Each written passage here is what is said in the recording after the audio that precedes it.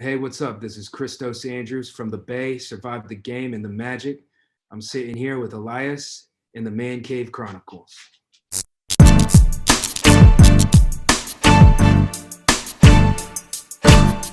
Kristos, welcome to the cave. Thank you. I appreciate you having me, Elias. Oh, no problem. Great career so far for you. 11-time Emmy winner, man. You just keep going. You keep going up the ranks.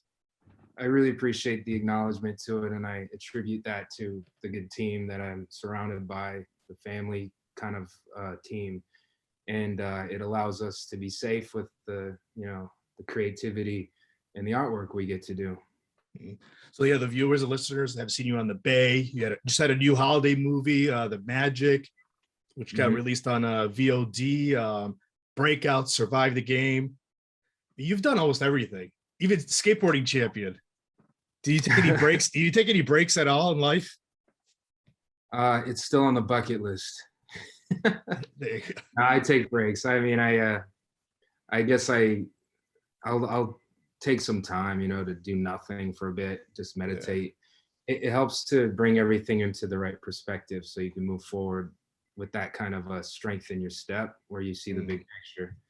I do like to focus on, like, if I get it sort of hooked on doing one thing, I'll do it to the nth degree to make sure I can, like, really experience what it is. And it's not even more about the achievement to it than it is about what you learn. Like, I feel like the highest form of doing is learning. It applies the most purpose to what you're doing if you're learning and you're being gratified by a greater understanding as you do it. So I feel like I'm just very, very lucky and fortunate that I've managed to sort of stumble into a few things, and they are completely separate, like skateboarding and acting and and directing. They're different. I mean, the latter three are more similar than the first, which is skateboarding, extreme sports stuff, but really it's the same discipline you apply. It's you have a genuine yearning to understand what really makes this whole thing work and what can you really gain at heart out of it. How did you decide this is what you wanted to get into, like, in the acting world? How do you go from, like, skateboarding into, like, okay, I'm done with skateboarding, let's do this next? It's funny, isn't it? Yeah, it seems like I was just like, all right, done with that chapter, next. No, it was definitely, I believe in like sort of a subtle, peaceful transitioning period. I don't like to say goodbye to one thing without fully being, or not fully, because it's a sort of give or take percentage rate, but I was skateboarding, and I still am a skateboarder at heart. I always will be. That's always gonna be me. It's nice to do it leisurely rather than my profession. I have to, whether I like it or not. I'm very grateful in retrospect of that fact. But I didn't just, like, let it go and reject it right away and make a new decision.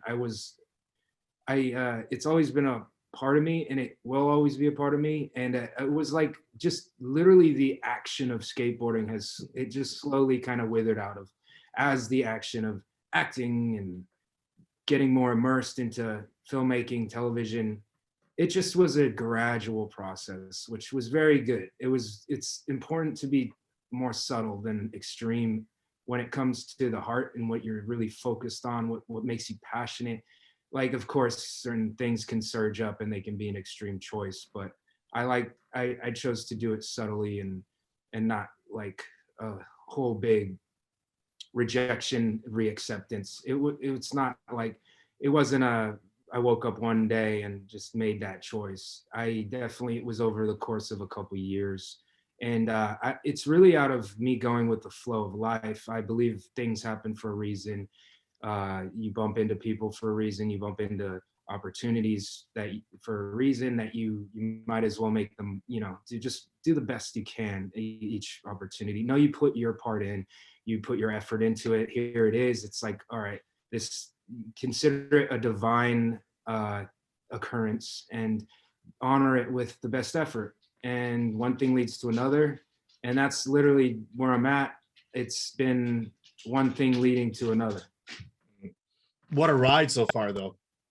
Yeah, a ride I'm really grateful for. Really grateful for. So yeah, let's talk a little bit about the Bay. Like, how did that happen for you? Tell us a little bit about that. Uh, well, I guess what started when I met Gregory. He came into my mom's art gallery in Marina Del Rey. Okay. She was having an event. Yeah. I would always be there. I'd support my mom, of course, and her artwork's beautiful. She's beautiful. God bless her. She's passed, but she's an angel around always, in a profound way beyond what can be described. But back to the point of how I began with the Bay, it's Gregory walked into our art gallery at an event, and my mom's publicist introduced us. And my mom always wanted me to pursue the arts more, even more than she was worried about me getting too injured in extreme sports and stuff. And every time I'd introduce myself to, or she'd introduce me to someone, and they'd say, "Well, what are you up to?" or whatever. I was just like a kid. It's like, "I'm skateboarding," and then she'd follow it up each time with, "And he's going to grow out of it one day." I think she incepted me subconsciously with that one, because it actually came to be. But I knew I was doing an honor to my mom, which is like the opposite of a conventional parent who wants you to, go study, go, learn, to go to law school, go Right. become a doctor, finance, whatever. She on purpose encouraged me to pursue the arts and say I could always go back to school. Your family's all gone to school. Your grandfather's got 7 letters after his name, Cambridge, Oxford, all that. And they don't really say it really. They could have made decisions otherwise, and their life would have been even more happy anyway. So she kind of had that feeling, but she left me open to it. But it was enough for me to brew about it. And again, I was just going with the flow of life's circumstances, and just Gregory walked into mom's art gallery. I know she already wanted it, and she told him I guess she told her publicist, or one way or another, her publicist introduced me to become an actor, kind of a thing. And I just started to do a little bit of training and acting courses, which I kind of did a little bit here and there through the years. My mom had me in plays, but Gregory ended up just casting me on the Bay after a trial period of acting classes and all that stuff that we did. And he just gave me a lot of faith, because he said, "Look, you've got something. I believe in you." Yeah. And he cast me as a very small role at first, which grew, and the producing team and stuff, they expanded on the role. And over time, the role actually, and with the audience reaction and stuff, they expanded the role to front burner. And I was very grateful for that. And it's been a perfect process where it started small and it grew and it grew. And I feel like I grew with this process. And it's interesting because you said you mentioned you have a small role, then all of a sudden like you're playing 2 roles on a show. Yeah, I know, it's crazy. Crazy. That's true. It's like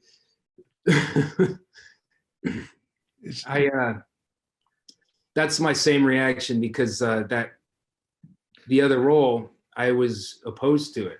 I was not wanting to do it, because I was like, enough's enough. Like, I'm already front burner. I'm already like I'm the one that they submit for lead actor with the front burner story.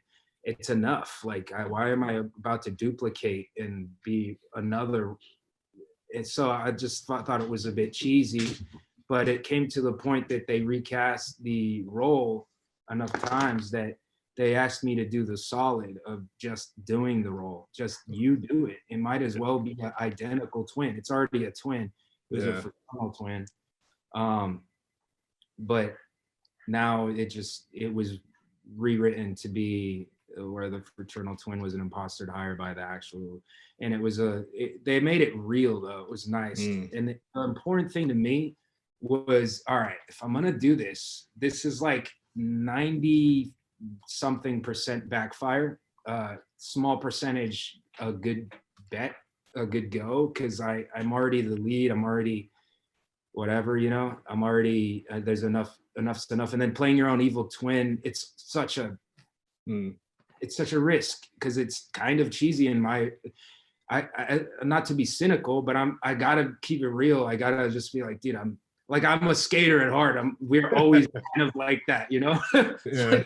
like, what? I'm like, I'm playing my own evil too. I don't know. I don't know. And they're like, this is the third recast. They're not, giving it what we need, and we feel like you could. And I just kind of had to kick the idea around, and I really appreciated their faith in me. They had more faith in me than I did, and I eventually, I was like, let's just do it. Let's go ahead and let's do the best I can. I'll do the best Mm, I can. And I luckily half my most of my family is British, so the accent came a bit naturally, but having to sustain that accent and switch to an American as Pete and then go back to Adam and be like angry but found a way to enjoy the anger kind of a guy as Adam. And it was an interesting shifting process, and but in a way it was nice because I had to find this center, this core of some sort of gratification to it. Otherwise, at Spirit, it would be pointless. I always have to know at Spirit it's not a pointless act. It can't just be based on the perimeter, the outside looking in, the oh how cool is that, or the glamour or the lights at camera action, look at you doing a new role. I had to find a reason at Spirit, and it was to help me to navigate through like the challenges a human being would have with anger, with resentment, which Adam the character has. He's just chosen not the high road. He's just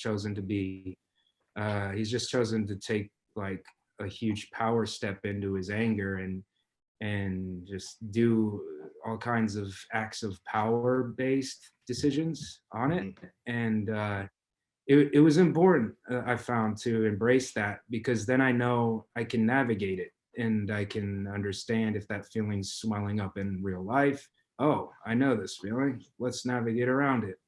Some people aren't aware of certain feelings that swell up, emotions, whatever. This whole acting thing, it's an amazing expedited life experience. And what we learn from life at heart is the most important thing. I'm grateful that I've just kind of become, this is my profession, mm. this art of being human. Wow. Now, like playing these two roles, how was it? Was it like physically, like emotionally? Like, did it take you down a little bit trying to play two different characters on a show? Yeah, definitely. I learned this is definitely this is a job. This is like Mm, working it. I learned that, and especially with the schedule, we had to fit in so much in one day. And literally this is front burner on two fronts of the story, and I was doing massive scenes, like a handful of massive scenes each day, and having to switch gears like that a bit was it definitely, I realized afterwards that I'd been running on reserve for quite a while. It was like adrenaline when you have adrenaline. Yeah, it's just it's like a chronic adrenaline kind of a, but I'm just happy I got through it and I feel good about it.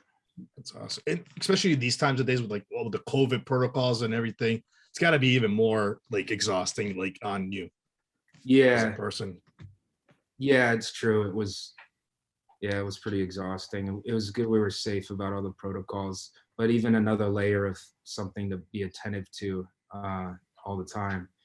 Um, I'm just so happy everyone was safe through it, and we had all the right protocols. The team is awesome. Everybody is awesome. Awesome. So yeah, let's talk about your new holiday movie, The Magic. How exciting was it to be filming something like this, especially for the holidays? It's nice. Yeah, it was. That story's a really nice, gratifying. It goes a little deeper, gets a little bit.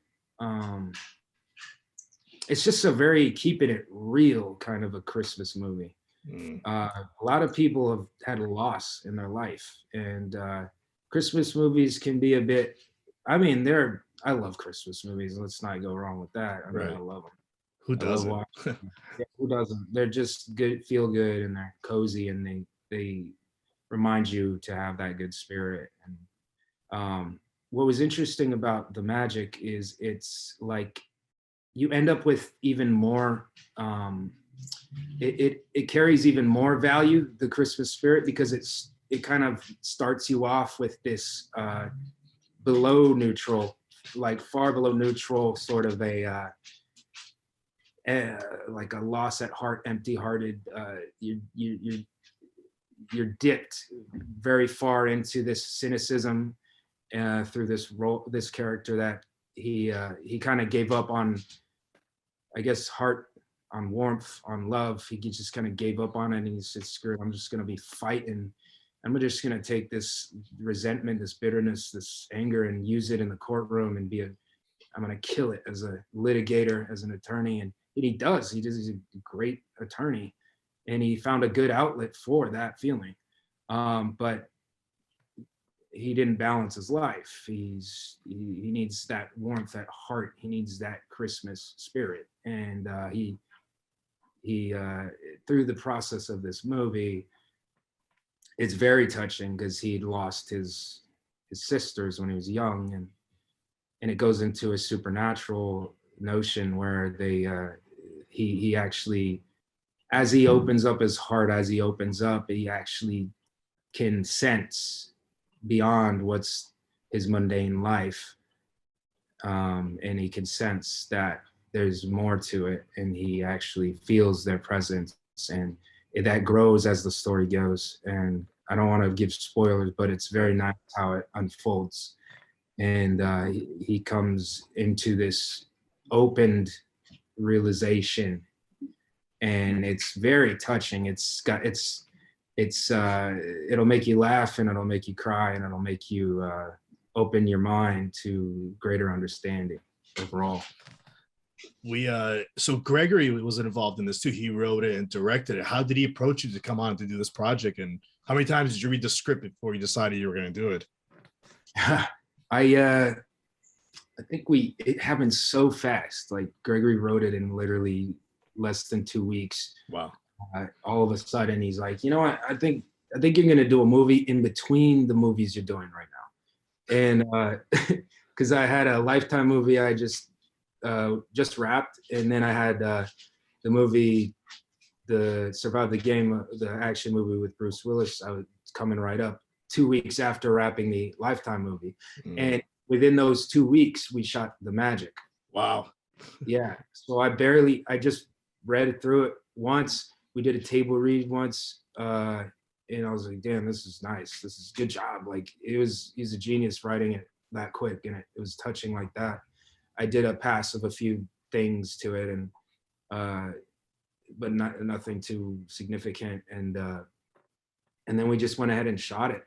And as soon as I really learned the script, we were already filming it, and then it was done. And then I went off to film the action film with Bruce and Chad and everyone, James, over in Puerto Rico right after that. But it was kind of cool because Gregory just thought, I'm gonna do this, we're doing it, and all of a sudden it was actually happening. It's really cool how he does that. Yeah, and it came out really touching. D'Ambrosio twins did amazing. Alejandra did amazing. Brandon did amazing. Precious did amazing. It was like, truly, it came together like magic. So the name, it really suits everything getting together just like magic. So this was filmed like in 2 weeks. Like, how many hours a day were you on set to try to get this movie wrapped up so quickly? It was 12 hours a day. Wow. That's great. So now the listeners, the viewers can find this on Amazon VOD, right? Yeah. Mm-hmm. That's yeah. Awesome. Yep, Prime VOD. Now you mentioned the Bruce Willis movie. Tell us a little bit about that. That was a lot of fun. I grew up the bad guy, big bad guy. I read. Yeah. It was a trip to play the as James, the director, he said, "You're the big bad," and that was the role I was playing. it was interesting to play that role and be a bit younger than they initially had thought, but they thought that they actually saw some work that I'd already done by that point as Adam on the Bay and stuff, and they definitely liked the idea and went ahead with it and cast me, and I really am grateful for that. And it was even to bend the initial idea of the role a bit, which is a huge compliment as an actor, to be accepted and have people have faith in you like that. And yeah, so I ended up doing this role where I'm with this actor that I've always looked up to, and I'm the one hunting him down. It's crazy. I literally it's crazy. It's like a bucket list check. Call Bruce Willis cupcake check. Like in a movie. It was crazy. I was like, oh man. But I was as respectful as possible that I could be towards, Bruce, who deserves the utmost respect, of course. And I didn't know what to expect in return. I didn't want to expect anything particular. And of course, if we're playing rivals, he doesn't have to be nice to me, and he can just call it, character or whatever. But he was kind. He was honorable. He looked me directly in the eyes. We shook hands. We pounded. We hugged between takes and everything. And he was very solid person to work with, and that was so meaningful for me. My dad used to play his movies all the time when I was a kid, and I looked up to him, and I always liked him as an action star who I felt like he kept it real as an actor, particularly him. So I looked up to that. I'm like, damn, there's no way I can't believe what he's doing or feeling. He just keeps it real, and he's an action star, and he's keeping it real. And I like this guy. And here, lo and behold, I've done a movie. We shared the screen together. Things just manifest, and it's amazing. I'm so grateful for that. So you mentioned that you watched a couple of his movies. Gotta ask you, Die Hard, Christmas movie or what? Yeah, it's a Christmas movie. A lot of people don't remember the fact that that's a Christmas movie. Right. And then but it's a badass Christmas movie. That's for right. Sure. Gotta do one of those sometime. So what's next for you now for 2022? Any other projects you could tell us about? Give us a little spoiler. Well, there's a project I just wrapped on called Breakout. Director of the Bruce movie, James, he actually produced Breakout, and yeah, I have a front burner role in that, and it's great. It's an action film, but it's got a lot of heart. So it's a perfect blend of what I really like. Action is fun. Having a lot of heart is very gratifying. It was the perfect blend. And I feel like it came together just better than anyone could have expected, including me. And I'm grateful that everything was elevated. Everything came together. The director and producers, Brandon Slagle, director, producers, James Cullen-Bresse, Jarrett, they're all very, very happy about it. And I'm extremely happy. Devaney, Jarrett first. Everyone's happy about it. And it was nice to feel that gratification as we went through the process. Louis Mandylor plays my dad in it. We opened up the movie with a heartfelt scene. Brandon wanted to set the tone. He decided to make kind of the deepest scene, the first one, and that helped to kind of set the tone for every other scene, which it turned out a great choice. It was great. It was just right on into this very emotional roller coaster of a scene out of just the first day working on it, and that kind of helped everyone to kind of it just established the whole process, and the process was all meant to be. Everything, even the action stuff, it had a lot of heart motivation. It wasn't just action for no reason all the time. And it was like there's a lot of motivation to everything. And I'm really grateful for being that. Yeah, it's called Breakout. My role, there's a lot of he gets into trouble, he goes to prison, that comes in, you know, and there's this whole kind of dangerous explosions and all this weapons and stuff, and we were of course very safe about it. It was all just props completely. Everything was checked, everything was very done with the best protocols, which was important. But that was a great time. So that's coming up. That'll be released later this year. Oh, then, well, 2022, next year. And then with the same team, there's another project slated. I can't mention about, but that'll be filming next year. So I'm excited for that too. That's awesome. You mentioned Louis Mandylor, fellow Greek. Got to work with him. Yes, that's right. That's right. Yeah, he's great. Him and I connected really well as father and son. Awesome. Yeah, yeah, it was great times. Brian Krause played the villain in it, and there was a whole exchange there too. It was great. Everyone was great in it. That's awesome. Lastly, well, first of all, we got to thank Gregory for getting this interview taken care of, with Marcos too, another fellow Greek. That's right. That's right. So, we're Spartans. We get shit done. That's right. That's right. How can the listeners and the viewers find you on social media? My handle is Kristos, Kristos, and that's for Instagram. That's for Twitter, Facebook, Kristos Andrews. That's again Kristos, Kristos. Kristos, this was great. Thanks for coming on the show. Yeah, thanks for having me, Elias. Appreciate it.